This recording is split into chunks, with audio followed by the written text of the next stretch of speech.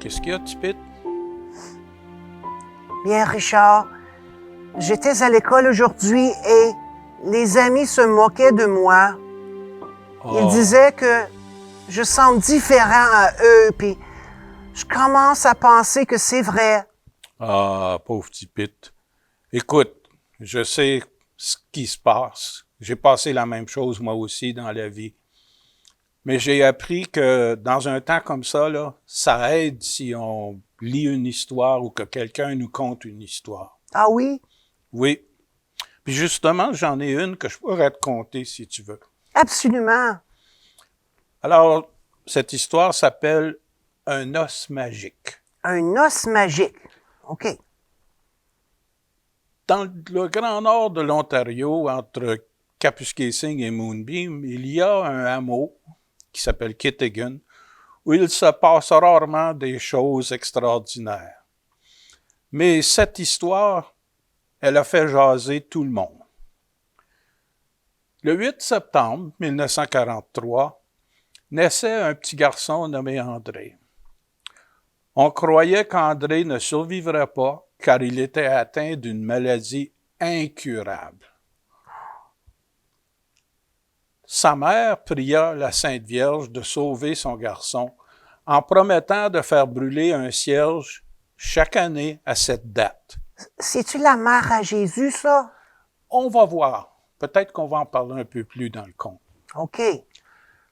André survécut, mais à l'âge de 3 ans, on s'est aperçu qu'il bégayait. C'est quoi bégayer? Bégayer, c'est lorsqu'on a de la difficulté à prononcer des mots sans trébucher sur des voyelles ou des lettres. Par exemple, on ne dira pas pantalon, mais on va dire pantalon. Ou bien, au lieu de soulier, soulier. Alors cela a marqué André toute sa vie, car il y avait des personnes cruelles, comme ceux que tu as connus, qui se moquaient de lui. Malgré cela, André a grandi comme un gentil garçon, poli, souriant, aimable et sage. Il cherchait toutes les occasions possibles d'aider sa mère, ses voisins et même les personnes qui s'étaient moquées de lui. Oh, c'est un très gentil garçon, ça. Très gentil. Un bon matin, André se réveilla en sursaut. Il avait un vague souvenir d'avoir fait un rêve vraiment étrange. Dans ce rêve, une belle dame mystérieuse, avec un air mystérieux, lui avait apparu.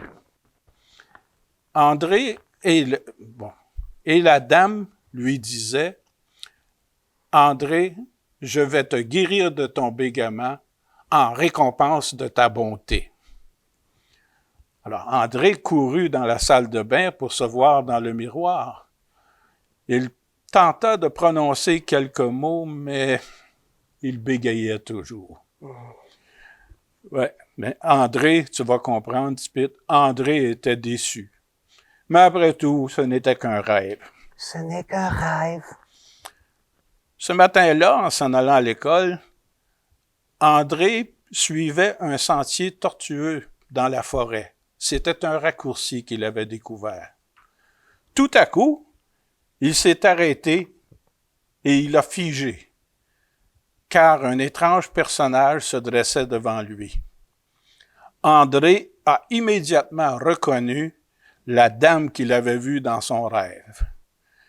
Et comme dans le rêve, la dame lui disait « N'aie pas peur, André, je vais te guérir de ton bégaiement. » Mais c'est qui cette dame? Ah, Tipit, tu es impatient comme toujours. Il faut avoir de la patience des fois. André n'en croyait pas ses yeux ni ses oreilles.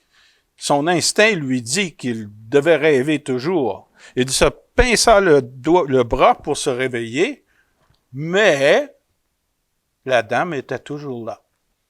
Et elle lui parlait. « N'aie pas peur, André. Avance, écoute bien ce que je te dis.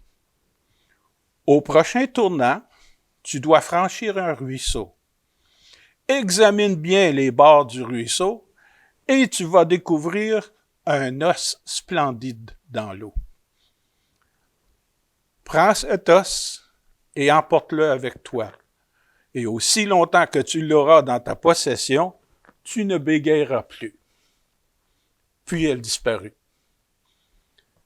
André continua son chemin, arriva au ruisseau, et il se mit à examiner les bords du ruisseau. En vain, il ne voyait rien. Il était presque prêt à oublier toute cette histoire-là quand un rayon de soleil a percé à travers les feuilles et est venu frapper l'eau du ruisseau. Puis ça miroitait, c'était scintillant. C'était comme un signal. Comme un signal de Batman? Disons que peut-être pas Batman, mais dans ce genre-là, c'est possible. Alors, André a regardé comme il faut, et là, il a vu un os magnifique dans l'eau.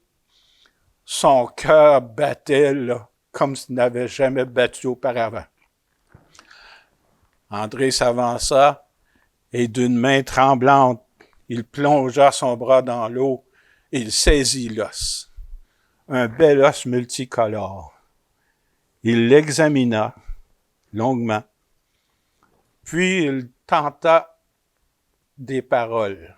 Il dit, « Me voici, madame. » Et il ne bégayait pas. Wow! Ah, là, son cœur battait à rompre à tout jamais.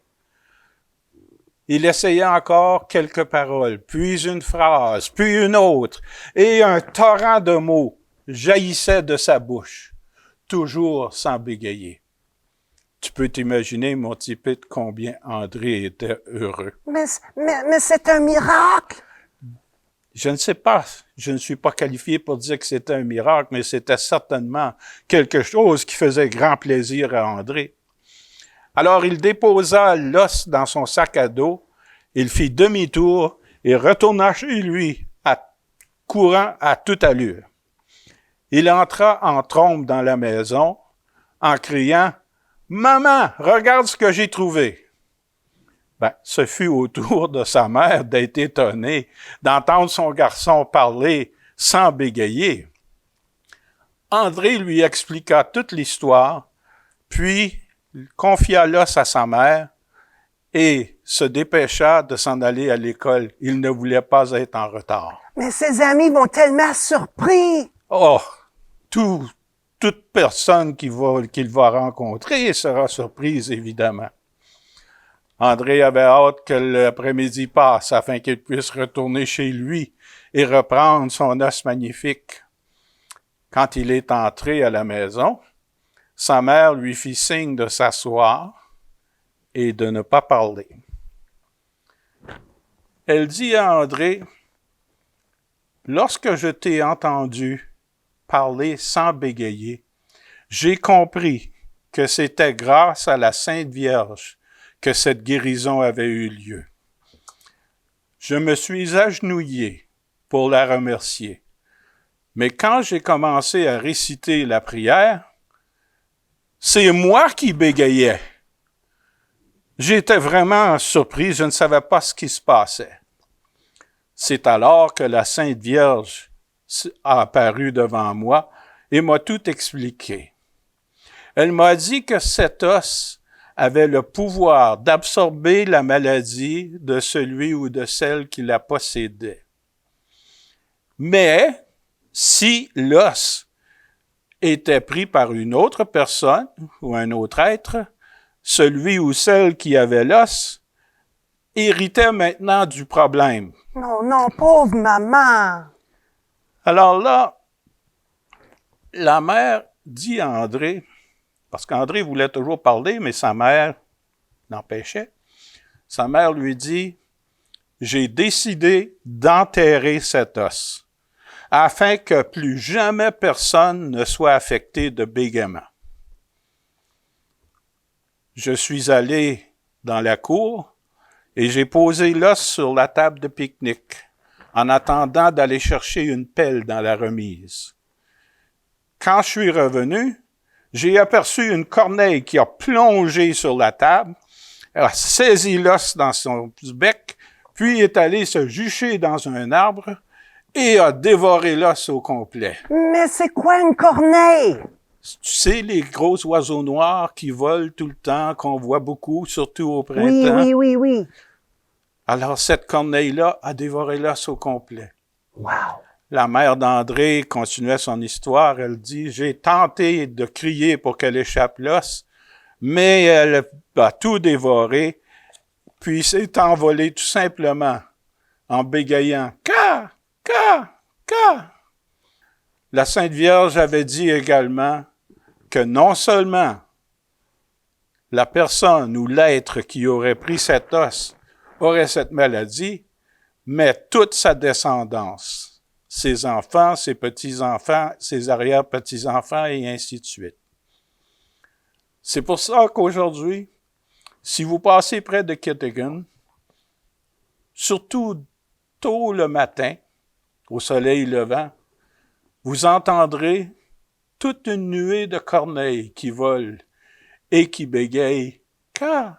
Ka! Ka! » Et personne ne sait comment les faire taire. Bonne journée, mes amis. Richard, je viens juste de pogner la blague. Oh, merci beaucoup, Richard. Tu me fais rire. Merci beaucoup. Ça, c'est correct à être différent. C'est bien correct.